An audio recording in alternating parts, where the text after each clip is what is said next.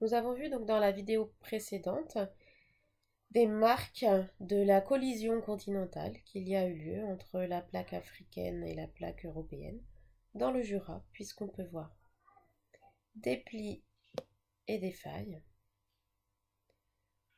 et même un chevauchement, des failles inverses, je précise, voilà, des failles inverses, des plis failles et un chevauchement. On n'aura pas vu de nappe de charriage ici dans le Jura à Besançon.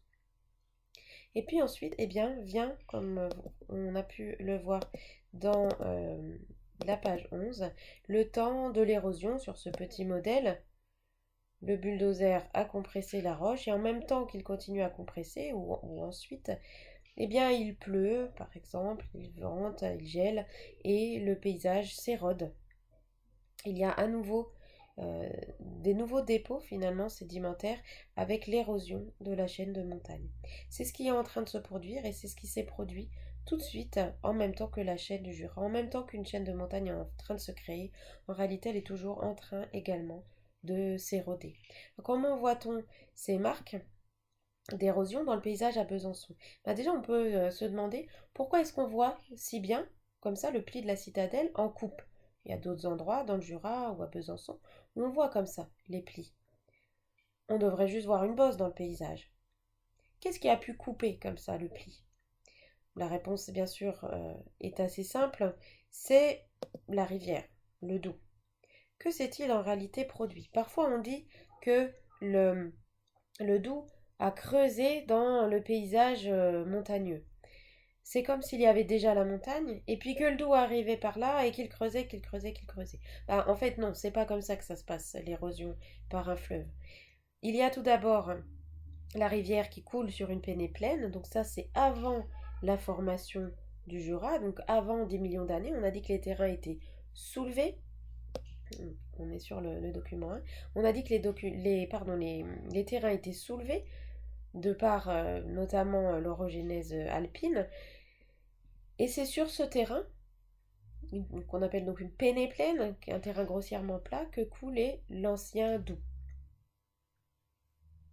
Et puis ensuite, la région se plisse et se soulève lentement, le début du plissement. La rivière maintient son tracé primitif. Donc les plis commencent à se bomber et le Doubs commence à creuser dans ces plis. On commence à voir apparaître des collines du fait de ce creusement. Ensuite, à Besançon, la rivière est passée par les méandres de Velotte et de la Malcombe. Alors en effet, les chercheurs savent que la rivière passait par la Malcombe et Velotte. Comment ils le savent? Le terrain déjà à la Malcombe, vous le savez, est tout plat. Et puis on retrouve en fait des galets typiques des sédiments apportés par un fleuve. On voit même que le fleuve a transporté des sédiments depuis beaucoup plus loin, depuis les Vosges. On est sûr que le fleuve passait ici. Alors pourquoi est-ce que maintenant il y a juste l'ancien méandre et plus le fleuve? De même pour le méandre de Velotte et de la Roche d'Or ici. Le Doubs a abandonné ses méandres du fait du plissement justement et aujourd'hui il passe ici. Donc je vais le marquer au surligneur. Pardon, il y a un petit problème technique. Le Doubs il passe ici et il ne passe plus dans les anciens méandres. Ici, ce sont des terrains tout plats qui montrent que le fleuve a creusé dans ses bombements. Donc ici, le Doubs passe maintenant. Ici, c'est l'anticlinal de la citadelle, tel qu'on peut donc le voir aujourd'hui. Alors en fait, ça continue un petit peu à creuser et également un tout petit peu à se soulever, mais c'est surtout l'érosion qui fait maintenant son action sur le paysage.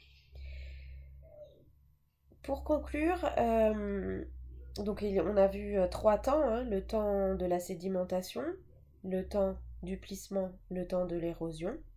Il sera très important que vous visionnez cette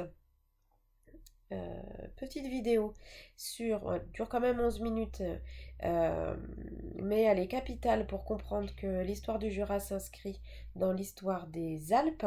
Donc la vidéo, vous verrez, a on va dire, un aspect un peu vieillot, mais il n'y a pas mieux pour bien comprendre comment le Jura s'inscrit dans la formation des Alpes.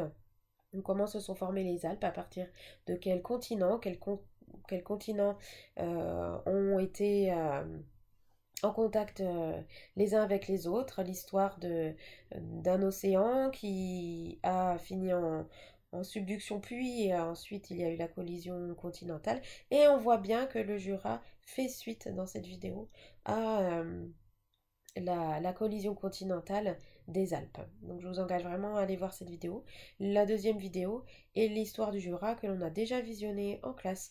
Donc, vous pouvez éventuellement le revoir pour bien intégrer tout ça et pour faire donc le travail que je demanderai.